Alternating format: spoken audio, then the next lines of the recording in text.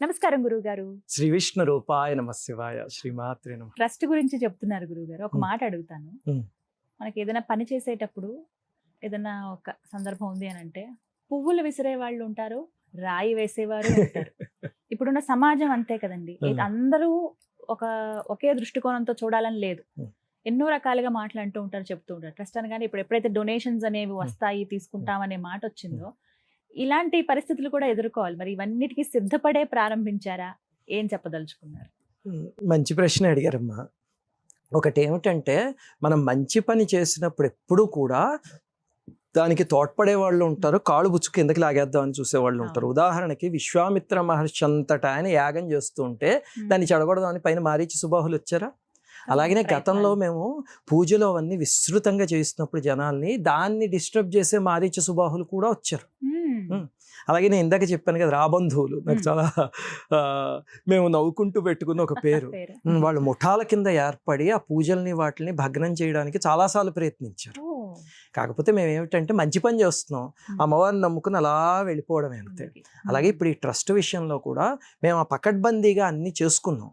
అంటే ఒకటేమిటంటే ఇది charitable trust కాబట్టి వచ్చిన ప్రతి రూపాయి కూడా ప్రభుత్వం క్వశ్చన్ చేస్తుంది. అందుకే చారిటబుల్ ట్రస్ట్ కింద ఓపెన్ చేశాను తప్ప మీరు మాకు ఊరికే పేటీఎంకి డబ్బులు పంపించండి మేము ఏదో మంచి పనులు చేస్తాం అలా. ఎందుకంటే డబ్బు వస్తే ఎవరికైనా డిస్టర్బ్ అయ్యేది ఉంది. అందుకని ఏమిటంటే ఇప్పుడు వాళ్ళు ఊరికే మా పేటీఎంకి పంపించేస్తారు అనుకోండి, మా Paytm, Google pay, phone pay వీటికి పంపించండి అని కాదు, చారిటబుల్ ట్రస్ట్కి మాత్రమే పంపించండి. ఎవరైనా ఒక 100 రూపాయలు ఇచ్చినా సరే తీసుకెళ్ళి దాన్ని ట్రస్ట్లో పెట్టడమే తప్ప చచ్చినా వాడుకోకూడదు. అందుకే ఎవరిని కూడా ధనం రూపంలో వద్దు, ట్రస్ట్కి మాత్రమే పంపించండి అని పెట్టాను. దీనివల్ల మా వైపు నుంచి మాకు నిబద్ధత ఉంటుంది. రెండోది ఏమిటంటే, కేసెస్ అన్నిటికీ సర్వ్ చేస్తున్నప్పుడు కొన్నిసార్లు మోసపూరితమైనవి రావచ్చు, మేము ఏదో అమాయకంగా వెళ్ళిపోవచ్చు. అందుకని ఏం చేస్తామంటే ఒక 8 మంది టీంని పెట్టాం. అందులో లాయర్లు ఉన్నారు, డాక్టర్ ఒక ఆయన ఉన్నారు, అలాగే ఇంకా బాగా తెలివైన వాళ్ళు ఉన్నారు, ఒక ప్రోగ్రామర్ ఒక ఆయన ఉన్నాడు, అందరూ ఉన్నారు. వీళ్ళు ఏం చేస్తారంటే ఏ కేసునైనా ఫస్ట్ తీసుకెళ్ళి వాళ్ళకి ఇస్తాం, మేము కూడా వాళ్ళకే సబ్మిట్ చేస్తాం. వాళ్ళందరూ చూసి స్క్రూటనైజ్ చేసి అప్రూవ్ చేస్తేనే అప్పుడు మాత్రమే చేయదలుచుకున్నాం. దీని మీద కూడా రాళ్ళు విసిరే వాళ్ళు ఉంటారు. అప్పుడు ఒకటే మాట, ఏమిటది, విశ్వనాథ్ గారి శంకరాభరణం సినిమాలో ఒక అద్భుతమైన మాట ఉంటుంది, లోకేశుడికి తప్ప లోకానికి భయపడనరా మాధవ అంటారు శంకర శాస్త్రి గారు. అద్భుతమైన మాట అది. అలాగా మనం ఎవరికి జవాబుదారీ అంటే ఇక్కడ గవర్నమెంట్కి జవాబుదారీ ఇక్కడ. అందుకే చారిటబుల్ ట్రస్ట్ కాబట్టి సంవత్సరాంతం అయ్యేసరికి అన్ని గవర్నమెంట్కి ఇవ్వాలి, రూపాయితో సహా. ఆ తర్వాత పైన లోకేశుడికి జవాబుదారీ. ఆ రెండు ఉంటే రాళ్ళు విసిరేవాళ్ళు విసురుతారు. కాకపోతే ఏమిటంటే నేను చెప్తున్నాను, ఎంత రాయైనా చీమ నడుస్తూ ఉన్న కొన్నాళ్ళకి కరుగుతుంది చూడండి. అలాగే ఎంత దుర్మార్గ పనులు, ఎన్ని ఫేక్ ఐడీస్తో ఎవరు చేస్తున్నా సరే కొంతకాలం అయ్యేసరికి వాళ్ళ మనస్సు మారి మంచి దాంట్లోకి వచ్చే అవకాశం ఉంది. కొన్నిసార్లు కొన్ని జన్మలు పడుతుంది, కొన్నిసార్లు సంవత్సరాలు పడుతుంది తప్ప మనిషి మారడం మాత్రం ఖాయం. ఖచ్చితంగా మీరంటే అర్థమవుతుంది, నిజమే అని కూడా అనిపిస్తోంది. ఏది శాశ్వతం కాదు కదా. నీటికి సమాధానం కాలమే సమాధానం చెప్తుంది, దానికి తోడు దైవం. అంతే, మనం మంచి పని చేసుకుని ముక్కుసూటిగా వెళ్ళిపోవడం అంతే. ఇప్పుడు వీడియోల విషయంలో కూడా నన్ను కొంతమంది అడుగుతూ ఉంటారు, గురుగారు ఎవరైనా ఇలా అంటూ ఉంటే మీరు ఎందుకు కౌంటర్ వీడియోస్ చేయరు వాళ్ళ మీద? కౌంటర్ వీడియోస్ చేసేయచ్చు కదండి. ఇప్పుడు వాళ్ళు ఎవరో మిమ్మల్ని దూషిస్తున్నారు, మీరు పక్క రోజు పొద్దున్నే కూర్చొని కౌంటర్ వీడియో చేయొచ్చు కదా అంటే, మా అడ్మిన్ టీంలో అయితే కొంతమంది బాగా అడుగుతూ ఉంటారు, అస్తమానం సబ్జెక్టులు తీసుకొచ్చి కౌంటర్ వీడియోస్ చేయమని. నేను వాళ్ళకి ఒకటే విషయం చెప్తా, ఇప్పుడు నాకేమిటంటేనమ్మా, నా ఉద్యోగం ఇది చూసుకుంటే నేను వారానికి మాక్సిమం 2 వీడియోలు చేయగలను అంతే, మాక్సిమం. చాలా సార్లు అయితే నేను వీడియోలు చేయకుండా ఉంచేసిన వారాలు ఎన్నున్నాయో. ఇప్పుడు ఉదాహరణకి గత కొన్ని వారాల నుంచి చేయట్లేదు, ఎందుకంటే నాకు ఏదో డిప్లాయ్మెంట్ ఇష్యూ వచ్చి ఇంకా దాన్ని చూసుకోవాల్సి వస్తుంది. దాంతో కొన్ని వారాల నుంచి చేయట్లేదు. నాకు మాక్సిమం వారానికి కుదిరే టైం ఎంతంటే, అంటే నా సాధన నాకు ఇంపార్టెంట్, నా ఆఫీస్ నాకు ఇంపార్టెంట్. ఈ రెండు నాకు 2 కళ్ళు. అది 2 అయ్యాకనే నాకు నా రీసెర్చ్ ఛానల్, నా మంత్ర సాధనకి ఆఫీస్కే నేను ప్రిఫరెన్స్ ఇస్తాను. ఫస్ట్ ప్రిఫరెన్స్ నాకు అదే. అది అయ్యాకనే నాకు ఛానల్. సో నాకు వారానికి ఆదివారం నాడు ఒక 3 గంటలు 4 గంటలు సమయం కుదురుతుంది.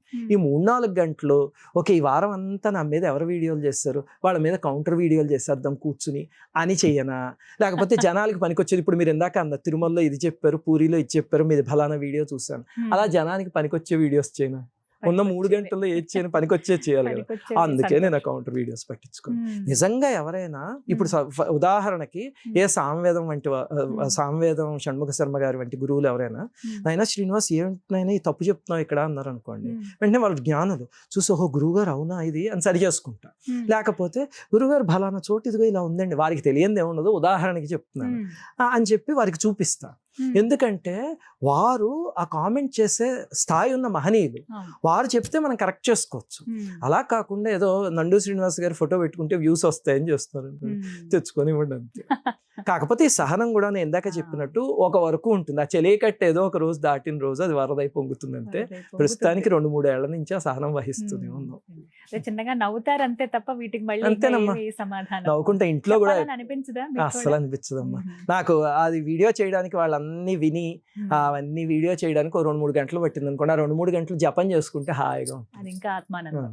గురుగారు మీరు ఎన్నో క్షేత్రాలని సందర్శించారు. పూరి ఇప్పుడు రీసెంట్గా రిసర్చ్ చేసింది కావచ్చు, కాశీ, ద్వారక, తిరుమల, ఇంకా ఎన్నో, అరుణాచలం అని. మీకు వెళ్ళగానే ఇది ఏదో నా జన్మ జన్మలతో ముడిపడి ఉన్నదే అని అనిపించినటువంటి క్షేత్రం ఏదైనా ఉందా? ఆ భావన మీకు కలిగింది? మీరు ఇప్పుడు అడిగిన ప్రశ్న ఎలాంటిదంటే, గురువుగారు మీకు కుడికన్ను ఉంది, ఎడంకన్ను ఉంది, కుడి చేయి ఉంది, ఎడం చేయి ఉంది, కుడికాలు ఎడంకాలు, మీకు అన్నిటిలోకి ఏది ప్రీతి పాత్రం? భగవంతుడి అనుగ్రహం ఏమిటంటేనమ్మా, ఈ అలాగే విజయవాడ ఒకటి బాగా రీసెర్చ్ చేశాను ఎక్స్టెన్సివ్గా. ఈ ఏ క్షేత్రాలకు వెళ్ళినా సరే అక్కడ ఉన్న దైవాలు హక్కున చేర్చుకుని చక్కగాను ఆ అనుభూతిని ఎలా ప్రసాదించారంటే, ఇంకా అక్కడి నుంచి ఆ దైవం గురించి తలుచుకుంటేనే ఆనంద పారవస్యం వచ్చేస్తుంది. ఇప్పుడు జగన్నాథుడి గురించి ఇందాక చెప్పా, అలాగే తిరుమల వెంకటేశ్వర స్వామి, అలాగే వారణాసిలో రీసెర్చ్ చేశాను. ఇంకా నేను అవి పూర్తిగా పబ్లిష్ చేయలేదు, కానీ వారణాసి కూడా ఎక్స్టెన్సివ్గా రీసెర్చ్ చేసిన ఉన్నాయి. తొందరలో ఎప్పుడైనా చేయొచ్చు. అలాగే శ్రీరంగం గురించి బాగా రీసెర్చ్ చేసిన ఉన్నాయి. ఆ ఏ క్షేత్రానికి వెళ్ళినా ఈ రీసెర్చ్ అనే దాంతో వెళితే మొట్టమొదట మామూలు నమస్కారంతో మొదలైంది, ఆఖరికి అనుబంధంతో బయటికి రావడం అవుతుంది. అక్కడ ఒక 10 రోజులు, వారం రోజులు, 2 వారాలు, నెల రోజులు, 2 నెలలు రీసెర్చ్ చేసిన క్షేత్రాలు కూడా ఉన్నాయి. అలాంటివి వెళితే మొట్టమొదటి ఏదో నమస్కారంతో మొదలైంది కాస్త చివరికి అనుబంధంతోనే పూర్తయింది. వాళ్ళు ఇంకా మా ఇంట్లో పెద్దలు అయిపోయారు. అలా ప్రతి క్షేత్రంలోనూ ప్రతి దేవీ దేవతల అనుభూతి ప్రసాదించిన వాళ్ళే. అందుకని మీరు ఇందాక అడిగిన ప్రతి క్షేత్రాలు కూడా మనసుకి చాలా దగ్గరైనవే. ఏది బాగా దగ్గరైందంటే చెప్పలేదు, అన్నీ అమ్మా. నాకు అమ్మవారన్నా, శివుడన్నా, నారాయణన్నా అందరన్నా ప్రీతి. నేను పూజించుకునేది అమ్మవారిని, కానీ అందరంటే అపారమైన ప్రీతి. అమ్మవారంటే లలితమ్మవారిని పూజిస్తాం. లలితమ్మవారిని, శ్యామలాదేవిని, అలాగనే లక్ష్మీదేవిని, వాళ్ళు ఉంటారు నా పూజా మందిరంలో. అన్ని దేవి దేవతలు ఉంటారు. వెంకటేశ్వర స్వామి ఉంటారు, రాములు వారు ఉంటారు, మా అబ్బాయి పేరే శ్రీరామ్, అందరూ ఉంటారు. కానీ నేను ఎదురుగుండా పెట్టుకుని పూజించుకునే అమ్మవారు అయితే లలిత అమ్మవారు. నాకు అపారమైన ప్రీతి అమ్మవారు అంటే.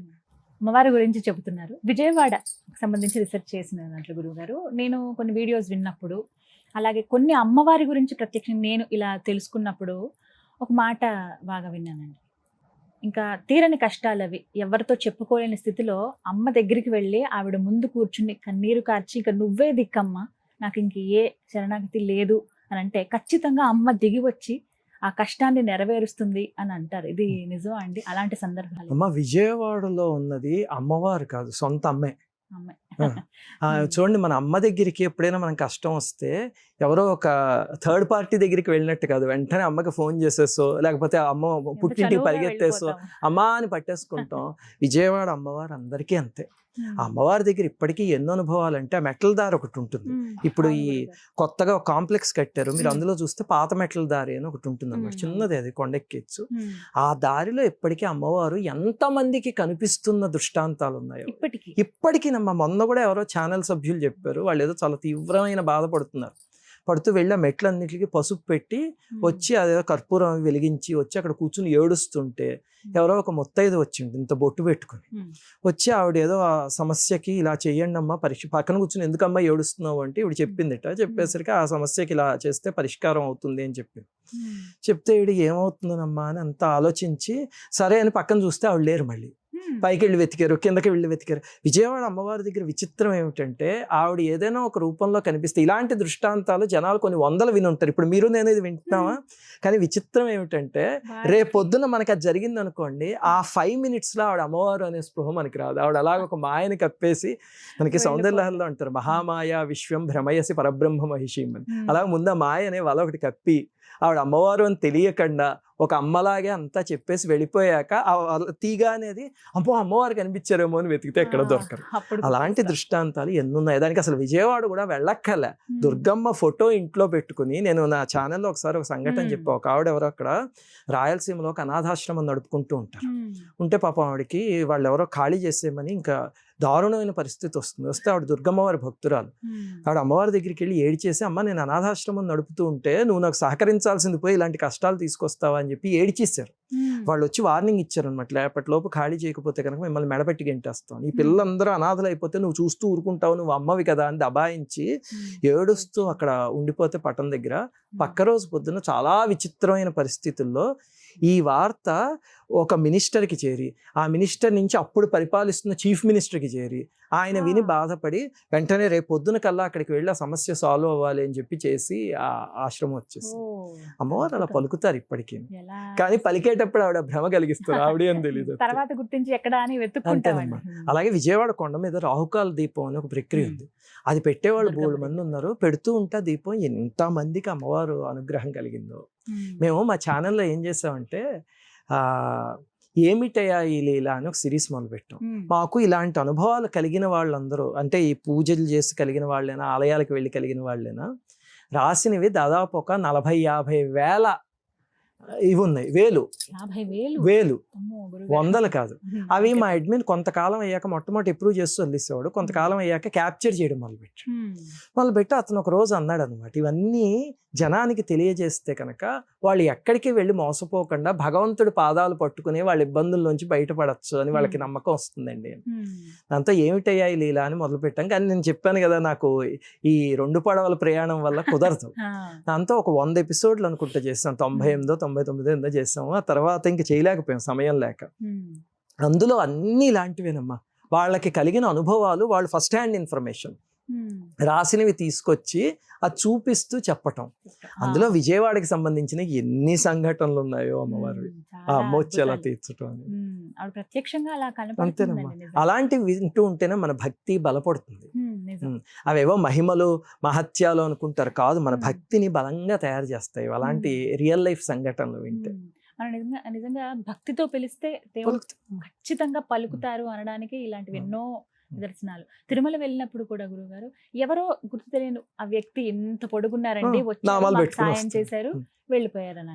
అప్పుడు ఆ సాయం చేసినప్పుడు మనకి తెలియదు, ఆ తర్వాత తెలుస్తుంది. తర్వాత అనిపిస్తుంది. ఇప్పటికీ ఆశ్చర్యంగా చెప్పుకుంటూ ఉంటాం ఇవన్నీ కూడా. అలాగే అమ్మవారి గురించి అని ఏవైనా సరే అంతే. కంచి దగ్గర నేను కొన్ని కథలు అలా విన్నాను. వారి ఎన్నిసార్లు ఎన్ని దృష్టాంతాలు, ఎన్నిసార్లు భగవంతుడు పలకలేదు అంటే ఆయనకి శక్తి లేదని కాదు, మనకి భక్తి లేదని అర్థం. మనకి భక్తి లేదు అంటే అమ్మ ఏ రూపంలో ఉన్నా అమ్మే వస్తుంది, ఏదో ఒక రూపంలో వస్తుంది. అయితే ఒక ప్రశ్న ఖచ్చితంగా మిమ్మల్ని అడుగుతాను. వారాహి అమ్మవారు, ఈ అమ్మవారి ఆరాధన గురించి అండి, ఒక రకంగా చెప్పాలంటే మీరు చెప్పిన తర్వాత ఒక సందిగ్ధత పోయి సందేహాలు కూడా నివృత్తి అయ్యి అమ్మని మనం కూడా ఆరాధించవచ్చు. అమ్మ ఉగ్రరూపమే కాదు, శాంత స్వరూపురాలు కూడా. మనం ఆరాధిస్తే అమ్మ ఖచ్చితంగా పలుకుతుంది, మన వెంటే ఉంటుంది, ఇంట్లోనే అలా తిష్ట వేసుకుని కూర్చుంటుంది, మనల్ని రక్షిస్తుందని నమ్మిన వాళ్ళలో నేను కూడా ఉన్నాను గురుగారు. అంటే ఎందుకు ఇలా, అంటే ముందెప్పుడు ఇలా చూడలేదు అమ్మవారి ఆరాధన గురించి, మేము ఎప్పుడు ముందు వినలేదు. మీరు ఎందుకు చెప్పాలి అనిపించింది? ఈ సందర్భం చెప్పండి, మీకేమన్నా అనుభూతి కలిగిందా? ఏమిటంటేనమ్మా, ఒకటి మొట్టమొదట వారాహి అమ్మవారు ఉగ్రదేవత అని కొంతమంది దుర్మార్గపు ఆలోచనలతో పుట్టించినది తప్ప, ఒక దేవతని ఉగ్రదేవత శాంతదేవత అని మనం స్టాంప్ వేసేసి నిర్ణయించకూడదు. చాలా పొరపాటు. ఇప్పుడు నృసింహస్వామి ఉన్నారు, ఆయన తీవ్రంగా ఉంటారు. నృసింహస్వామి ఉగ్రదేవత అని అనడానికి వీడెవడు? వారాహి అమ్మవారు ఉగ్రదేవత అని స్టాంప్, అది అసలు చాలా పొరపాటు. అది దురదృష్టవశాత్తు ఇంటర్నెట్ లో ఆరాధన అంటే ఏమిటో తెలియకుండా వచ్చింది. మనం అసలు పురాణాలు చూస్తే కనుక లలితమ్మ వారు ఉన్నారు కదా, ఆ లలితమ్మ వారి నేను అనే ప్రజ్ఞ నుంచి వారాహి అమ్మవారు వచ్చారు. ఆ లలితమ్మ వారి బుద్ధిశక్తి నుంచి శ్యామలాదేవి వచ్చారు. అంటే లలితమ్మ వారి లోపల నుంచి వచ్చిన శక్తులు, అలాంటి వచ్చిన శక్తులు భూతాలు దుర్మార్గులు అలా ఉంటారు. అది ఎంత దారుణం అసలు, మాట్లాడడం చాలా పొరపాటు కదా. అంటే శ్రీ విద్యా సాంప్రదాయం అమ్మవారి ఆరాధన అసలు బేసిక్ గా కూడా తెలియదు. ఏదో ఒకటి తోలన ఆడడానికి, ఎందుకంటే తోలన ఆడడానికి జ్ఞానం అక్కర్లే, అజ్ఞానం సరిపోతుంది, అంతే కదా. ఏదైనా సరైనగా చెప్పాలి అంటే జ్ఞానం కావాలి దానికి. ఇంకా వారాహిదేవి అలా అమ్మవారి నుంచి వచ్చిన స్వరూపం. నేను వారాహి మంత్రం అవన్నీ చేస్తూ ఉండేవాడిని. ఆ తర్వాత ఒకసారి అమ్మవారు ఈ నవరాత్రులు అనేది తేలికగా ఇవ్వమని. ఎందుకంటే నవరాత్రులు అవన్నీ వారాహి నవరాత్రులు, శ్యామలా నవరాత్రులు చేసుకునే వాళ్ళు బోలెడంత మంది ఉన్నారు. వాళ్ళందరూ శ్రీ విద్యా సాంప్రదాయంలో ఉన్నవాళ్ళు, అమ్మవారిని ఆరాధించుకునే వాళ్ళు చాలా మంది చేస్తారు. అలా కాకుండా అందరికీ అందుబాటులోకి తేవాలి అనే సంకల్పం అమ్మవారు కలిగించారు. దాంతో ఏం చేసామంటే తేలికగా షోడశోపచార పూజ, తేలికైన స్తుతి, అంతే. అది చాలా సాత్వికంగా ఉంటాయి అన్నమాట. దాంతో ఎవరైనా చేసుకోవచ్చు. వారాహి అమ్మవారిని తీవ్రమైన మార్గంలో కూడా చేసుకోవచ్చు, సాత్వికమైన మార్గంలో చేసుకోవచ్చు. వారాహి అమ్మవారు క్షిప్ర ప్రసాదిని. బాబోయ్, అసలు అమ్మ ఉన్నట్టే ఉంటారంతే. ఎవరికైనా ఆ అమ్మవారికి ఏమిటంటే మనం స్తుతి చేయగానే ఆవిడ గుండె కరిగిపోతుంది. వారాహి అమ్మవారు క్షిప్ర ప్రసాదిని అన్నమాట. అందుకే మీరు చూస్తే లక్షల దృష్టాంతాలు మన ఛానల్లోనే వారాహి అమ్మవారి పూజ లక్షల్లో చేస్తారు. మీరు ఇచ్చిన డెమో వీడియోస్ తో జీవితాలు మారుతున్నాయమ్మా. ఎందుకంటే పిలిస్తే ఎందుకు పరుగుతారంటే వారాహి అమ్మవారు చాలా జాలిగుండే. ఇంకో కొన్ని అమ్మవారి సాధనలు అయితే మనం ఎంతో కష్టపడి చేస్తే అమ్మవారిని కరిగించగలం. ఈవిడ ఎలా కదా అమ్మా అంటే కరిగిపోతుంది అంతే. అలాంటి అమ్మవారు కాబట్టి వారాహి అమ్మవారిని అందరూ ఆరాధించుకుంటున్నారు, హాయిగా అమ్మవారు అనుగ్రహిస్తున్నారు. అందుకని ఏ సంకోచం లేకుండా చక్కగా సాత్వికమైన మార్గంలో ఎవరైనా చేసుకోవచ్చు. ఇంకొక ముఖ్యమైన విషయం ఏమిటంటేనమ్మా, ఇప్పుడు మన దేశం ఉన్న పరిస్థితికి వారాహి అమ్మవారి ఆరాధన చాలా ముఖ్యం. ఇప్పుడు వారాహి అయితే అందరికీ వచ్చు కదా, వారాహి అమ్మవారి అష్టోత్తరం తెలుసు, అమ్మవారి స్తోత్రం తెలుసు, ఎవరైనా చేయొచ్చు. చేసి అంతా అయిపోయిన తర్వాత నా దేశానికి, నా దేశ నాయకులకి, నా దేశంలో సైన్యానికి వాళ్ళకి శక్తిని ఊతల్లి. ఎందుకంటే మనకి అమ్మవారు ఎన్నో కోరికలు తీర్చేశారు. ఇప్పుడు మన దేశం కోసం చేయాల్సింది కదా, అమ్మ వాళ్ళకి శక్తిని ఇవ్వమ్మా అని చెప్పి. ఇప్పుడు మనకున్న అతిపెద్ద కష్టం ఏమిటంటే దేశానికి వచ్చిన కష్టమే మన కష్టం. అది అయిపోయాక చక్కగా అమ్మవారిని ప్రార్థించండి. అందరూ చేయగలిగితే కనుక అమ్మవారు అద్భుతమైన శక్తి ఇస్తుంది. వాళ్ళు వెళ్ళి పోరాడి ఖచ్చితంగా విజయం సాధిస్తారు. చిన్న ప్రశ్న అడుగుతాను గురుగారు, ఇవి గుప్త నవరాత్రులు అని అంటారు. అలా అందరూ ఇళ్లలో చేసుకోవడానికి లేదు. ఎవరైతే శ్రీ విద్య ఉపాసన చేస్తారో వాళ్ళు మాత్రమే గుప్తంగా చెయ్యాలి తప్ప ఇలా బాహ్యంగా అందరికి చెప్పేయటం కానీ కరెక్ట్ కాదని చెప్పి కొన్ని నేను విన్నాను గురుగారు. ఇది కూడా నేను చెప్పే దానికి ఏమిటంటేనమ్మా, శాస్త్రం తెలియక. ఇప్పుడు లలితా సహస్రనామం పూర్తి పేరు తెలుసా మీకు? లలితా రహస్య సహస్రనామం. అవునండి, లలితా సహస్రనామానికి పూర్తి పేరు అది. మనం ఊరికే లలితా సహస్రం అంటాం కానీ లలితా రహస్య సహస్రనామం. మరి అది రహస్యం అయితే ప్రతి ఇంట్లోనూ ప్రతి స్త్రీ, మీరు కూడా చేస్తూనే ఉంటుంటారు లలిత. మరి ఎందుకు చేస్తున్నారు? కరెక్టేనా? భగవద్గీత తీయండి, రాజవిద్య రాజగుహ్య యోగం అని ఉంటుంది.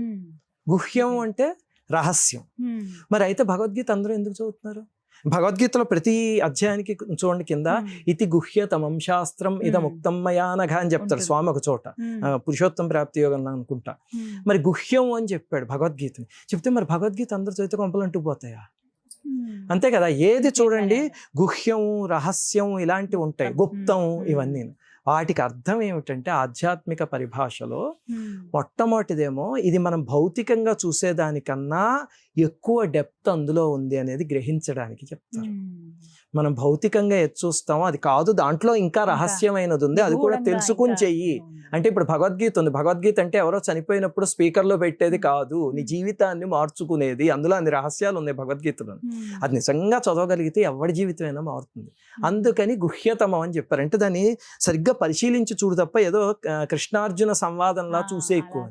అలాగే లలిత రహస్య సహస్రం. అలాగే గుప్త నవరాత్రులు అంటే అర్థం ఏమిటంటేనమ్మా, ఇప్పుడు నవరాత్రులు ప్రముఖమైనవి 4 ఉన్నాయి.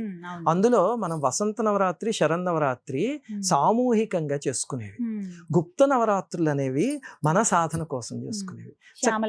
శ్యామలా నవరాత్రులు కానీ, వారాహి నవరాత్రులు కానీ మన అభ్యున్నతి కోసం, మన ఇంటి అభ్యున్నతి కోసం చక్కగా దానికి పందిళ్ళు అవన్నీ అవసరం లేదు, ప్రతి ఇంట్లోనూ కూర్చొని చేసుకోవచ్చు. ఈ శరన్నవరాత్రులు అవన్నీ పెద్ద పెద్ద పందిళ్ళు వేసి చేస్తారు, అవి సామూహికంగా సమాజానికి పనికొచ్చేవి. అది ఆ గుప్తం అనే దానికి అర్థం తప్ప అదేదో దుప్పటి కప్పుకుని రహస్యంగా చేయాలనో లేకపోతే కొంతమందే చేయాలనో కాదు, హాయిగా చేసుకోవచ్చు. గురుగారు, అయితే వారాహి అమ్మవారి పూజ విషయంలో కొంతమంది నిషిద్ధం అని చెబుతూ ఉన్నారండి. వీరు చేయకూడదు, గృహస్థులు మరీ ముఖ్యంగా వీరు అసలు చేయకూడదు, వాటికి అసలు ఎన్నో నియమ నిబంధనలు నిష్టగా చేయాల్సి ఉంటుంది అని చెప్తుంటారు. అంటే నెలసరి అవుతున్న స్త్రీలు కానీ వీళ్ళు అసలు ఆ ఆలోచన కూడా రావద్దు, అమ్మవారికి పూజలు చేసుకునే ఆలోచన అని అంటారండి. నిజంగా అలా ఉంటుందా గురుగారు? అమ్మ, ఒకటి ఏంటంటే గృహస్థులు చేయకూడదు అనేది అబద్ధం. గృహస్థులు చేయకూడదు అంటే ఎవరు బ్రహ్మచారులు చేస్తారా? గృహస్థులు చేయకూడదు అనేది అబద్ధం, హాయిగా చేసుకోవచ్చు గృహస్థులు. అలాగనే ఇప్పుడు వారాహి మంత్రం ఉంది, మూలమంత్రం. ఇప్పుడు నేను మూలమంత్రం చేస్తా. ఆ మూలమంత్రం చేసేటప్పుడు ఎన్నో నియమాలు పాటించాలి. నేను వారాహి అమ్మవారి పూజ చేస్తా. పూజ చేసినప్పుడు ఇప్పుడు వారాహి నవరాత్రులు వచ్చాయి అనుకోండి, హాయిగా మేము 4 నవరాత్రులు ఇంట్లో ఇద్దరం కలిసి చేసుకుంటాం. హాయి చేసుకునేటప్పుడు నార్మల్గా పూజలాగా దీక్షలాగా చేసుకుంటాం అంతే తప్ప దానికి మంత్రసాధన చేసేటప్పుడు పాటించాల్సిన నియమాలు అవసరం లేదు. మంత్రసాధన చేసేటప్పుడు అయితే మాత్రం చాలా తీవ్రమైన నియమాలు పాటించాలి. అది ఏ మంత్రానికైనా, వారాహి మంత్రం అనే కాదు, ప్రతి మంత్రానికి దాని నియమాలు ఉంటాయి. అవి పాటిస్తూ మాత్రమే చేయాలి మంత్రసాధన. సో అది చేసేటప్పుడు అంత తీవ్రంగా అవి పాటిస్తూ చేస్తాం. పూజ చేసేటప్పుడు మామూలుగా మేము ప్రతిరోజు ఏదో కృష్ణుడికో రాముడికో అమ్మవారికో పూజ చేస్తే అలా చేసుకుంటాం. వారాహిదేవి పూజ అలాగే చేసుకుంటాం. ఇంకా రెండోది మీరు అడిగిన ప్రశ్న, స్త్రీలకి నెలసర్లు ఇలాంటి సమస్యలు ఉంటాయి కదా, వాళ్ళ స్వేప చూడకూడదు అన్నట్టు గుర్తుపెట్టుకోండి అమ్మా. ఈ ఇంట్లో నెలసర్లు ఇలాంటివి ఉన్నవాళ్ళు ఆ సమయంలో ఏ పూజ చేయకూడదు. అంతేగాని ఏదో రాముడు పూజ చేసేసుకోవచ్చు, ఇంట్లో కలిపేసేసి కృష్ణుడు పూజ చేసేసుకోవచ్చు, లక్ష్మీదేవి చేసేసుకోవచ్చు, వారాహిదేవి చేయకూడదు కాదు, ఏ పూజ చేయకూడదు. అది నిషిద్ధం. అది మన స్త్రీమూర్తులందరికీ తెలుసు. ఎవరైనా నెలసరి సమయంలో వెళ్ళి పూజా మందిరంలో కూర్చుని పూజ చేసే స్త్రీలు తెలుగు రాష్ట్రాల్లో ఎవరైనా ఉన్నారా? మీరు దీపం పెట్టి వెతికినా ఎవరు దొరకరు. ప్రతి స్త్రీమూర్తికి తెలుసున్న బేసిక్ విషయం అది అనవసరంగా చెప్పి వాళ్ళని భయపెడుతున్నారు అంతే, వాళ్ళకి ఏదో భయం వేసేలాగా అంతే తప్ప ఏ స్త్రీమూర్తి చేయదు తెలుగు రాష్ట్రాల్లో. నాకు తెలిసి మాకు లక్షల మంది ఫాలోవర్స్ ఉన్నారు, ఇలా చేసేవాళ్ళు ఎవరు ఉండరు. అందుకని అలాంటప్పుడు ఏ పూజ కూడా చేయకూడదు. ఇంకా అటువంటి ఇళ్ళు ఉన్నాయనుకోండి, అంటే కొన్ని ఇళ్లలో ఇప్పుడు మా ఇంట్లో అయితే వీళ్ళు దూరంగా కూర్చుంటారు, వాళ్ళు ఒకే గదికి పరిమితం అయిపోతారు. అప్పుడు నేను ఏం చేస్తాను అంటే హాయిగా పూజ చేసుకుంటాం. వాళ్ళు స్నానం ఇంట్లోకి వచ్చాక 5వ రోజు నుంచి వాళ్ళు కూడా చేసుకుంటారు. కొన్ని ఇళ్లలో సౌలభ్యం ఉండదు. ఇప్పుడు అన్ని మైక్రో ఫ్యామిలీస్ కదా, ఆ సౌలభ్యం ఉండదు, ఇద్దరే ఉన్నారు, తప్పదనుకోండి. అప్పుడు సామాన్యంగా ఆ ఇంట్లో సంధ్యావందనం చేయడం కూడా కష్టమే. అలాంటప్పుడు అప్పుడు ఏం చేయాలంటే వాళ్ళు వీళ్ళని ఒక చోట పెట్టి ఇల్లుని ఇంకొక చోట పూజా మందిరం అన్ని ఏర్పరచుకుని పొద్దున్నే స్నానం చేసి చేయడం ఒక మార్గం. ఇంకా అసలు లేదా ఇంట్లో కలిపేస్తారు, కుదరదు అనుకుంటే వాళ్ళకి, నాకు తెలుసున్న ఒక అతను ఉన్నాడు, అతను మంచి సాధకుడు, కానీ పాపం అతనికి ఇబ్బంది ఉంది. దాంతో అతను ఏం చేస్తాడంటే వాళ్ళ భార్యలో ఉన్నప్పుడు పొద్దున్నే స్నానం చేసేసి ఆలయానికి వెళ్ళిపోతాడు, అటు నుంచి అటే, ఇంక ఇంట్లోకి రాకుండా వెళ్ళిపోయి అక్కడ అతను సంధ్యావందనం అనుష్ఠానం చేసేసుకుని అప్పుడు ఇంటికి వస్తాడు. సో మనస్సు ఉంటే మార్గం ఉంటుందమ్మా, వెతుక్కోవాలి ఏదైనా అంతే. కానీ ఈ బహిష్టులో ఉన్న వాళ్ళు మాత్రం ఏ పూజ చేయకూడదు. వారాహిదేవి అనే కదా 5 రోజుల పాటు అంతేనమ్మా. 4వ రోజు పొద్దున్న స్నానం అవుతుంది కదా, ఇంకొక రోజు వదిలేసి 5వ రోజు నుంచి హాయిగా చేసుకోవచ్చు.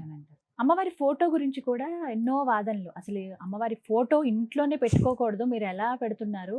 ఎందుకంటే కాశీని ఉదాహరణగా చూపిస్తుంటారు. అమ్మవారు రాత్రి సంచరించేదే, ఉదయం పూట అసలు ఆమె తలుచుకోవటం కానీ ఆమెను ఇబ్బంది పెట్టకూడదు. ఆమె నిద్రిస్తున్నప్పుడు లేపితే ఎవరికైనా ఎలా డిస్టర్బెన్స్ అవుతుందో అలాగే అమ్మకు కూడా డిస్టర్బెన్స్ అవుతుంది. మనం అసలు కాశీ వెళ్తే అలా కూడా డైరెక్ట్గా కూడా చూడలేం కదా. మీరు ఇళ్లలో ఫోటోలు అలా ఎలా పెట్టేసుకుంటారు? పెట్టుకోవద్దని కూడా వింటున్నామండి, నిజమా గురుగారు? అమ్మాయి వీళ్ళు ఎవరైనా ఇది మాట్లాడితే ముందు వారాహి తంత్రం ఉంది, అందులో ఇది ఎక్కడుంది చూపించండి అని అడగాలి ఫస్ట్. ఎందుకంటే వారాహి తంత్రం నేను 3 సార్లు చూశాను. మొట్టమొదట అది అడగాలి, అది ఎక్కడ కనిపించదు. ఇవన్నీ యూట్యూబ్ తంత్రాలు తప్ప వారాహి తంత్రం కాదు ఇది. అందుకని హాయిగా అమ్మవారి ఫోటో పెట్టుకోవచ్చు ఎవరైనా. లలితాదేవి ఎలాంటి ఆవిడ, లలితాదేవి యొక్క నేను అనే ప్రజ్ఞ నుంచి వస్తే లలితాదేవి ఫోటో పెట్టుకుంటున్నా వారాహిదేవి ఫోటో పెట్టుకోనంటే ఎంత అజ్ఞానం అది. అంటే అది ఎలా ఉంది అంటే, మా అమ్మ పసుపు రంగు చీర కట్టుకుంటే మా అమ్మని పూజిస్తా, మా అమ్మ ఎర్ర రంగు చీర కట్టుకుంటే చిచిచి మా అమ్మని ద్వేషిస్తా అని ఎవడైనా అంటే మూర్ఖుడు అని అర్థం. ఒరే, చీర పసుపు రంగైనా చీర ఎర్ర రంగైనా లోపల ఉన్న మీ అమ్మ ఒకటే అని అర్థమైతే అప్పుడు అమ్మతత్వం ఏంటో తెలుస్తుంది. అంతేగాని చీరను చూసి ఇలాగా అనుకున్నాడు అంటే అతనికి అసలు అమ్మ అంటే ఏమిటో తెలియదు అని అర్థం. అలాగనే అమ్మవారు ఒక రకం చీర, అంటే చీర అంటే స్వరూపం అనుకోండి, వేసుకుంటే అది లలితమ్మ. ఇంకో రకం చీర కట్టుకుంటే వారాహి అమ్మ, ఇంకో స్వరూపంలో వస్తే సరస్వతి, ఇంకో స్వరూపంలో వస్తే శ్యామల. కానీ లోపల ఉన్న అమ్మ మాత్రం ఒకటి. చీరలు మారుస్తుంది అంతే ఊరికే. మనకి రోజు అమ్మ ఇంట్లో ఎలా కనిపిస్తుందో అలాగే అమ్మ. హాయిగా పెట్టుకోవచ్చు వారాహి అమ్మవారు. ఇంకా రెండోది వారణాసి గురించి చెప్పినది కూడా, అందులో నిజానిజాలు ఏమిటి అంటే, అమ్మవారు వారణాసికి గ్రామపాలిక, క్షేత్రపాలిక. అందుకని అలాగనే పూరి ఆలయంలో కూడా భేదకాళి అని ఒక అమ్మవారు ఉంటారు, కాళికా అమ్మవారు. ఆవిడ ఏం చేస్తారంటే విచిత్రంగా పొద్దునంతా ఆలయం మూసేస్తారు, సూర్యాస్తమయం అయ్యాక తెలిస్తే రాత్రి ఆవిడ సంచరిస్తూ ఉంటారు. అలాంటి సంఘటనలు పూరిలో జరిగినవి కూడా నేను కొన్ని చెప్పా ఛానల్లో. ఆవిడ ఆలయంలో రాత్రి సంచరిస్తూ ఉంటారు అమ్మవారు. మళ్ళీ పొద్దున్న అయ్యేసరికి ఆవిడ లోపలికి వెళ్ళిపోతారు, ఆలయం మూసేస్తారు, మళ్ళీ రాత్రి మాత్రమే తెరుస్తారు. మిగతా రోజంతా మీరు చూస్తే ఆలయం మూసేసి ఉంటుంది. సాయంత్రం సూర్యాస్తమయం అయ్యాక తెలుస్తుంది. అంటే కాళికాదేవిని పొద్దున పూజించకూడదు, సాయంత్రం పూజించాలంటే అక్కడ ఆవిడ ఆ క్షేత్రాన్ని పరిపాలిస్తున్నారు కాబట్టి అక్కడ ఆ నియమం. అలాగే వారణాసిలో కూడా ఆవిడ క్షేత్రపాలిక కాబట్టి సామాన్యంగా అమ్మవారు రాత్రి పూట యాక్టివేట్ అయ్యి ఉంటారు, ఉదయం పూట అక్కడ విశ్రాంతి తీసుకుంటారు అన్నట్టు. ఆ విశ్రాంతి అంతా కూడా మన వైపు నుంచి ఇచ్చే, ఇప్పుడు వెంకటేశ్వర స్వామికి రాత్రి 12-1 అయ్యాక ఆలయం మూసేసి స్వామి ఇప్పుడు విశ్రాంతి తీసుకుంటాడు అంటే ఆయన ఏమైనా నిద్రపోతాడా? ఆయన అఖిలాండ కోటి బ్రహ్మాండ నాయకుడు. ఇక్కడ మనకి రాత్రి అయితే ఇంకొక ప్రపంచంలో ఆయనకి పగలు, అక్కడ లేచి ఉంటాడు ఆయన, అంతే కదా. అమ్మవారికి అంటారు ఉన్మేష నిమిషోత్పన్న విపన్న భువనావళి అని. అమ్మవారు నిజంగా కళ్ళు మూసి నిద్రపోవడం ప్రారంభిస్తే మొత్తం ప్రళయం వస్తుంది. ఉన్మేష నిమిష ఉత్పన్న విపన్న భువనావళి అని. కళ్ళు తెరిస్తే ప్రపంచం ఉదయిస్తుంది, సృష్టి, కళ్ళు మూస్తే సృష్టి అంతం అయిపోతుంది అని చెప్తారు. అలాంటి అమ్మవారు నిద్రపోవడం ఏమిటి అసలు? కానీ వారణాసిలో అది పెట్టారు. ఇప్పుడు ఉదాహరణకి చూస్తే మీరు గతంలో వారణాసిలో పొద్దున్న 4-5 వారాహి ఆలయం తెరిచి 1 గంట నుంచి మళ్ళీ మూసేసేవారు. ఇప్పుడు జనాలు విపరీతంగా వెళ్తూ ఉంటే పొద్దున్న 7 నుంచి 9:30 వరకు అంతవరకు తెరుస్తున్నారు. ఇప్పుడు మారిపోయే నియమాలు. మరి పొద్దున్న తెరవడం అంత అపాయకరం అయితే ఇప్పుడు పొద్దున్న 9-9:30 కూడా వారాహి ఆలయం తెరిచి ఉంటుంది జనాలందరికీ దర్శనం చేయడం. మరి వాళ్ళు ఎందుకు చేస్తారు? వాళ్ళకి ఆ మాత్రం తెలియదా? కాకపోతే వారాహి శక్తికి ఏమిటంటే, ఇప్పుడు మీరు కవచం లాంటిది చూస్తే కనుక త్రిసంధ్యం ఎఫ్ పఠేత్ అని ఉంది. అంటే 3 సంధ్యల్లోనూ చదువుకోండి అని మహర్షి రాసేసారు అందులో. ఇంకా మహర్షి మాటకి మనమేం చెప్పగలం? 3 సార్లు చదువుకోండి అని మహర్షి చెప్పారు. కాకపోతే వారాహి శక్తి సూర్యాస్తమయం అయ్యాక ఎక్కువ అందుబాటులోకి వస్తుంది. అందుకని వారాహి నవరాత్రులు అవన్నీ సాయంత్రం చేసుకోగలిగితే అమ్మవారి శక్తిని చాలా తేలిగ్గా అనుభవించవచ్చు. అంతేగాని పొద్దున్న చేస్తే అమ్మవారు ఏదో చంపేస్తుంది అలాంటివి ఏమీ లేవు, ఏమీ లేదమ్మా. అనవసరంగా అమ్మవారిని వీళ్ళు ఏమిటంటే, ఇప్పుడు కొన్ని చోట్ల ఎక్కడో మాతృభూతాలు అని ఉంది. మాతృభూతాలు అంటే వీళ్ళు ఏం చేస్తారంటే సప్తమాతృకలే మాతృభూతాలు అని చెప్పి ముడిపట్టేసి వారాహి అమ్మవారు భూతం అని ప్రచారం చేసేస్తున్నారు. శాస్త్రంలో మాతృభూతాలు ఎవరు, సప్తమాతృకలు ఎవరు, వీళ్ళ పేర్లు ఏమిటి, వీళ్ళ పేర్లు ఏమిటి 2 ఉన్నాయి. శాస్త్ర గ్రంథాలు తెలియక చదవక వచ్చినవి ఇవన్నీ 2. ఈ మాతృభూతాల పేర్లు ఏమిటి 7ను, సప్తమాతృకలు ఎవరు 2 చోట్ల ఉన్నాయి. తెలియక మాతృ అనే పదం పుచ్చుకుని దీనికి అన్వయించేస్తున్నారు. ఇప్పుడు సప్తమాతృకలందరూ భూతాలు అయితే సప్తమాతృకల్లో మొట్టమొదటి ఆవిడ బ్రాహ్మి అంటే సరస్వతీదేవి. సరస్వతీదేవి భూతమా? మాహేశ్వరి అంటే పార్వతీదేవి భూతమా? వైష్ణవి లక్ష్మీదేవి భూతమా? అలాగే సప్తమాతృకల్లో కొన్ని సాంప్రదాయాల్లో 8వది మహాలక్ష్మి అని ఉంటుంది. ఎంత దారుణం వాళ్ళందరినీ భూతాలు అనడం. మాతృభూతాలని వేరే ఉన్నాయి. ఈ కాన్సెప్ట్ వాళ్ళు ఎప్పుడు చదవలేదు, ఆ పేర్లు తెలియక అమ్మవారిని ఒక భూతం కింద పిక్చరైజ్ చేసేసి అది చాలా దారుణం అమ్మ. అమ్మవారు చల్లని తల్లి, ఎవరైనా ఆరాధించుకోవచ్చు. మీ ఛానల్ ముఖంగా మళ్ళీ ఒకసారి చెప్తున్నా, మనకి ఇలాంటి సందేహాలు వస్తే సామవేదం వారు అలాంటి ఉపాసకులు చెప్పాలి. మొన్న మధ్య సామవేదం వారు 2-3 చోట్ల వారాహి అమ్మవారిని సాత్వికంగా అందరూ ఆరాధించుకోండి అని చెప్పారు. వారు గురువులు, ఉపాసకులు, అలాంటి వాళ్ళు చెప్పాలి. చెప్తే ఉపాసన చేసిన వాళ్ళు చెప్తే కరెక్ట్ గా ఉంటుంది. చెప్పారు కాబట్టి నిజంగా అవి ఇంకాస్త తెలిసిందంటే మీ వీడియోల ద్వారా తప్పకుండా చేసి పూజలు చేసి గట్టెక్కిన వాళ్ళు కష్టాల నుంచి ఎంతమంది, లక్షల మంది ఉన్నారండి. మీకు వీటికైనా ఇంకా ప్రత్యేకమైన వ్యాపకం ఏమన్నా ఉంటుందా గురువు గారు? ఇంకా కేవలం పూజలు చేయటం, ఈ సాధన ఇక్కడ వరకు, ఏమైనా వీడియోస్ చేస్తే వీడియో వర్క్ ఇక్కడ వరకేనా, లేకపోతే ఇంకా ఏమైనా ఆట విడుపు అని అంటారు కదా అలాంటి? ఒకటి ఏమిటంటేనమ్మా, నాకు వివేకానంద స్వామి చెప్పింది ఒకటి నా వర్క్ ప్లేస్ లో రాసి ఉంటుంది. అది change of work is relaxation అని. సామాన్యంగా రిలాక్సేషన్ అంటే మనం ఏమనుకుంటాం అంటే వర్క్ నుంచి దూరం పారిపోవడం అనుకుంటాం. కాదు, ఎప్పుడు కూడా చేంజ్ ఆఫ్ వర్క్ రిలాక్సేషన్. అది నేను అనుభవిస్తూ ఉంటాను. అంటే ఇప్పుడు నేను ఏదో వీడియోల కోసం రీసెర్చ్ చేస్తున్నాను అనుకోండి, ఏదో ఆలయం రీసెర్చ్, కాసేపు అయ్యాక నాకు టైర్డ్గా అనిపించింది అనుకోండి, అది మానేసి వేరే పుస్తకం చదివితే నేను రిలాక్స్ అయిపోతాను. ఆ తర్వాత పుస్తకం 2-3 గంటలు అయ్యేసరికి కళ్ళకి బాడీకి కూడా స్ట్రెయిన్ అయింది అనుకోండి, వెళ్ళి జపం చేసుకుంటే రిలాక్స్ అయిపోతా. Change of work is relaxation. అలాగే మాకు బాగా రిలాక్సేషన్ ఏమిటంటే, నేను ఇందాక చెప్పినట్టు మేము స్లమ్ ఏరియాస్కి వాటికి వెళ్తూ ఉంటాం. అక్కడ మాకు ఎంత హాయిగా ఉంటుందో అసలు. ఆ పిల్లలు వాళ్ళందరూ ఉంటారు కదా, వాళ్ళతో ఆడుకుంటుంటే ప్రతి వాడితోనూ అందులో దేవుడు కనిపిస్తూ ఉంటాడు. ఎంత హాయిగా ఉంటుంది, ఎంత స్వచ్ఛంగా ఉంటారో వాళ్ళు. హాయిగా వాళ్ళతో కాసేపు ఆడుకుని, వాళ్ళతో కాసేపు కూర్చుని తిని, అలాంటివన్నీ చేసి, వాళ్ళకి అప్పుడప్పుడు సుశీల్ వెళ్ళి ఏం చేస్తుంటుందంటే తన పుట్టినరోజులు కానీ ఏమైనా ఉంటే అక్కడికి వెళ్ళి వాళ్ళకి పార్టీలు ఇస్తూ వాళ్ళతో సరదాగా ఆడుకుంటూ అవన్నీ చేస్తుంటే అదొక రిలాక్సేషన్. అలాగే కొన్నిసార్లు ఏం చేస్తాం అంటే, మాకు పాత సినిమాలు అంటే చాలా ఇష్టం. మా ఇంట్లో ఒక లైబ్రరీ ఆఫ్ ఒక 400-300 పాత సినిమాలు ఉన్నాయి. అమ్మో పాతవన్నమాట. అవి చూస్తూ ఉంటాం. మన ఉదాహరణకి మిస్సమ్మ అనే సినిమా ఉంది, ఈ మన గుండమ్మ కథ అనే సినిమా ఉంది. అవి చాలా సరదాగా ఉంటాయి ఆ సినిమాలు. ఎన్నిసార్లు చూసినా అలాగే వాళ్ళ మహానటులు ఒక్కొక్కళ్ళు. అయ్యి బాబా ఇప్పుడు ఆ నటన ఎవరు రీప్లేస్ చేయలేరు. అలాగే మనకి పౌరాణిక సినిమాలు చూస్తే ఇప్పుడు భక్త ప్రహ్లాదలో ఆ ఎస్వి రంగారావు గారికి ఈ రోజారమణి, అయ్యి బాబోయ్ 5 ఏళ్ల పిల్ల అంత పెద్ద మహానటుడితో ఆయన దిగ్గంటే అక్కడ అంత ధీటుగా నటించింది. అవి చూసి పొంగిపోతాయి. ఎన్నిసార్లు చూస్తాము భక్త ప్రహ్లాద్, మా పిల్లలకు కూడా అవన్నీ బట్టి అలాగే అప్పుడప్పుడు ఎప్పుడైనా కావాలంటే చూస్తూ ఉంటాము.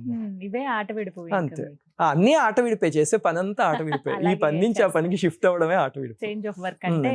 ఆఫీస్ వర్క్ బాగా ఎక్కువ అయిపోతుంది అనిపించింది అనుకోండి, వెంటనే ఛానల్ కి సంబంధించిన రీసెర్చ్ మొదలెట్టేసరికి మైండ్ అంతా కూల్ అయిపోతుంది. Change of work is relaxation.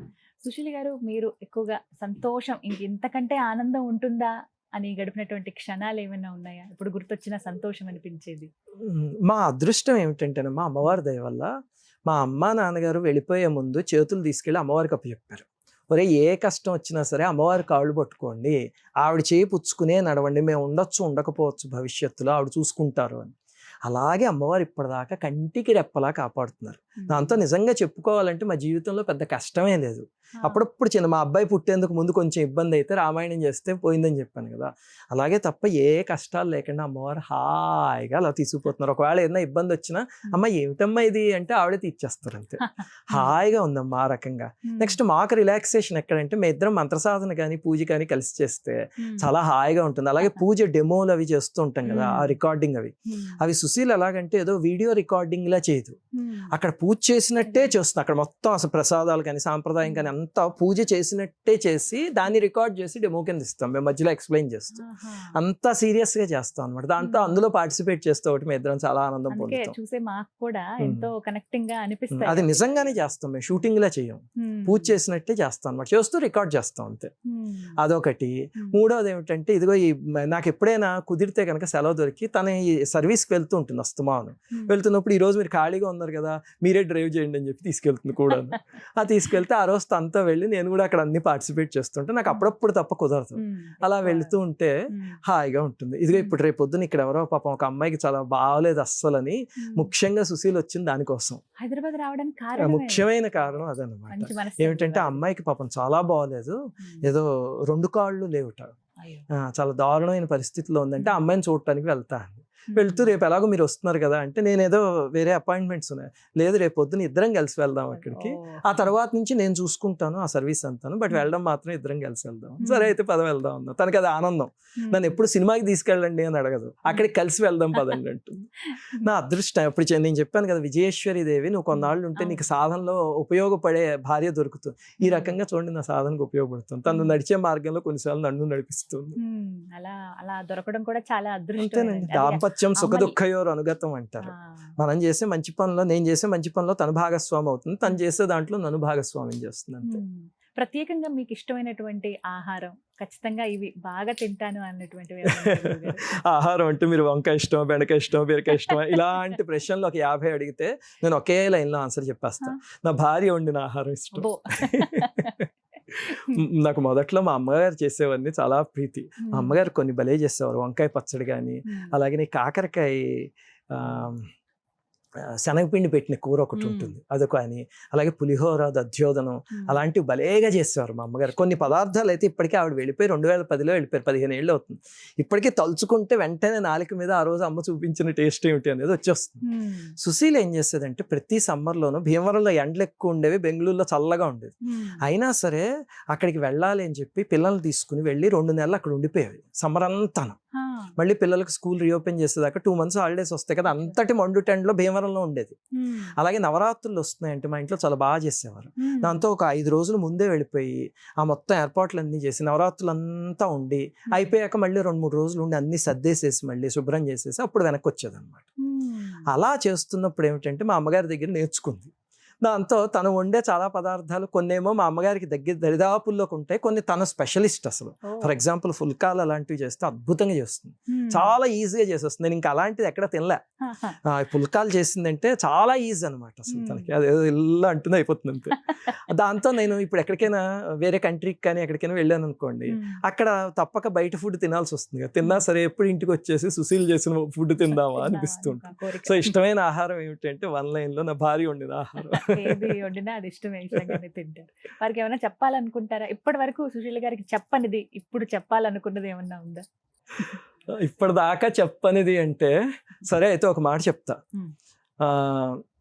నా మొట్టమొదటి వివాహం కుదిరి 4 రోజుల ముందు ఆ వివాహం చెడిపోతే నేను అప్పటికే అమ్మవారు ఇది చేసేవాడిని కదా, ఏమిటి అమ్మవారు ఇలా చేస్తారు అని అనుకున్నా. కానీ ఈరోజు ఈ ఛానల్ ముఖంగా చెప్తున్నాను, అమ్మవారు నాకు చాలా మంచి చేసి అద్భుతమైన భాగస్వామిని ఇచ్చారు. అందువల్లే నేను ఆనందంగా ఏ కంప్లైంట్లు లేకుండా వెళ్ళగలుగుతున్నాను. అది నేను ఎప్పుడు సుశీలకి అయ్యో తన కంటతడి పెట్టుకుంటాను. నేను తనకి ఎప్పుడు ఎదురుగుండా చెప్పలేదు, కానీ అది ఈరోజు మీరు అడిగారు కాబట్టి నా మనసులో మాట చెప్తున్నా. కొన్నిసార్లు చూడండి, పెళ్లి చెడిపోతే బాధపడతారంటారు, నేను ఆనందించాల్సిన ఇది అది. అందుకనే అమ్మవారు చక్కగా నాకు మంచి భాగస్వామిని ఇచ్చారు. ఇప్పుడు రేపొద్దున ఈ ట్రస్ట్ లో ఇంకా చాలా సేవా కార్యక్రమాలు చేయగలిగాం అనుకోండి, అది నాకు కూడా లర్నింగ్, ఎందుకంటే ప్రారంభించింది తనే. అందుకని తన మార్గంలో ఇంతకాలం నా మార్గంలో వెళ్ళింది పూజలు ఇవన్నీ, ఇప్పుడు తన మార్గంలో ఈ ట్రస్ట్ ద్వారా నడిస్తే నాకు ఎంత ఆనందం. నిజంగా అండి, అంటే అలాంటి భార్య దొరకడం కూడా జన్మ జన్మల పుణ్యం. అమ్మవారు అంతే, అమ్మవారు ఆ రకంగా చేసి ఇక్కడ కలిపారు, తీసుకొచ్చి. అంటే ఒరే మీ ఇద్దరికి ఉందిరా అనుబంధం, నువ్వు మిగతా కాదు పక్కన పెట్టని చెప్పి తీసుకొచ్చి ఇలా చేసి సాధనలో తోడడం అనేది ఇంకా గొప్ప విషయం అండి. అలాగే ఇందాక మీరు అడిగారు కదా అమ్మవారి విషయంలో చెప్తున్నా, ఆవిడ తల్లి దయ ఏమిటంటే ఇలా ఎవరైనా కీడు చేద్దామని చూసినా సరే నా జీవితంలో దాన్ని ఎప్పుడు మార్చేసి మళ్ళీ నాకు మేలు కింద చేస్తారు. సవ్యాపసవ్య మార్గస్థ సర్వాపద్ది నివారిణి అంటారు. చూడండి, ఇందాక నేను చెప్పినట్టు ఆ వివాహాన్ని ఎవరో పుణ్యం కట్టుకున్నారు ఆ బంధువులు కొంతమంది, కానీ వాళ్ళు ఎందుకు అలా చేస్తారు? వాళ్ళు నాకు కీడు చేద్దామని చేస్తారు. అమ్మవారు ఏం చేస్తారు? నాకు ఉపయోగపడే జీవితకాలం పాటు నాతో కూడా నడిచే జీవిత భాగస్వామిని, భార్యని కాదు, ఇచ్చారు. అలాగే ఎవరు ఏం చేసినా అమ్మవారు దాన్ని నాకు మేలు కింద మారుస్తున్నారు. అది ఆ తల్లి కారుణ్యం అంతే. మొత్తానికి ఒక సహధర్మచారిణి చక్కటి మనిషి దొరికారు కాబట్టి ఇంత దూరం నడవగలిగారు. మీ మాటల్లోనే అర్థమైంది వారి మంచితనం ఏంటి, వారి గొప్పతనం ఏంటంటే. అంటే మామూలుగా తెలుసు మాకు, మేము కూడా ఇలా వీడియోస్ ద్వారా చూసిన వారమే, కానీ ఇప్పుడు ఇంకా మీ మాటల్లో ఇంకా పూర్తిగా అర్థమైంది మాకు. అలాంటి మంచి వాళ్ళకి ఎప్పుడు మంచే జరుగుతుంది, మంచి మనసుతో ఉన్నారు కాబట్టి చాలా సంతోషం గురువు గారు. మాట్లాడుతూ ఉంటే సమయం తెలియదు, ఖచ్చితంగా మీ వీడియోలు చూస్తేనే సమయం తెలియదు అనుకున్నాను, కానీ ప్రత్యక్షంగా మీతో మాట్లాడినా కూడా సమయం తెలియకుండా గడిచిపోతుందని అయితే ఇప్పుడు అర్థమైంది నాకు. చాలా సంతోషం, ఇది నాకు నిజంగానే అదృష్టంగా భావిస్తాను మీతో సంభాషించే ఈ భాగ్యం దక్కడం అనేది. ఎక్కువ సమయం కేటాయించారు, మళ్ళీ మిమ్మల్ని కలవాలని మనస్ఫూర్తిగా కోరుకున్నాం. అయితే ఈ ఇంటర్వ్యూ ఆద్యంతం కూడా ఎక్కడ మిమ్మల్ని నొప్పించలేదనే భావిస్తున్నాను. ఏమీ లేదమ్మా, ఇదంతా అమ్మవారి నిర్ణయం. అలాగే చూడండి, మనం కాసేపు ఏదో సంభాషించుకుందాం అనుకునేది మీరు రకరకాలైన ప్రశ్నలు అడగడం, దాంతో ఎన్నో విషయాలు తెలుసుకోవడం, ఇదంతా అమ్మవారి నిర్ణయం. ఏది రోజు చెప్పాలి జనాలకైనా అమ్మవారు నిర్ణయించారో అదే బయటకు వస్తుంది. అదంతా తల్లిదే. కార్యక్రమం చాలా సంతోషం అండి, ఇంత సమయం కేటాయించినందుకు. కార్యక్రమాన్ని ముగించే ముందు ఒక చిన్న విన్నపం నా నుంచి ఖచ్చితంగా మీరు అంగీకరిస్తారని కోరుకుంటూ. పహల్గావ్ ఘటన చాలా బాధాకరం. ఎంత అంటే ఏమీ తెలియని అమాయకులు ప్రాంతాన్ని పర్యటించి చూద్దాం అనే వాళ్ళు బలైపోయిన పరిస్థితి. వారికి ఒక్క నిమిషం మౌనం పాటించి మన కార్యక్రమాన్ని ముగిద్దాం.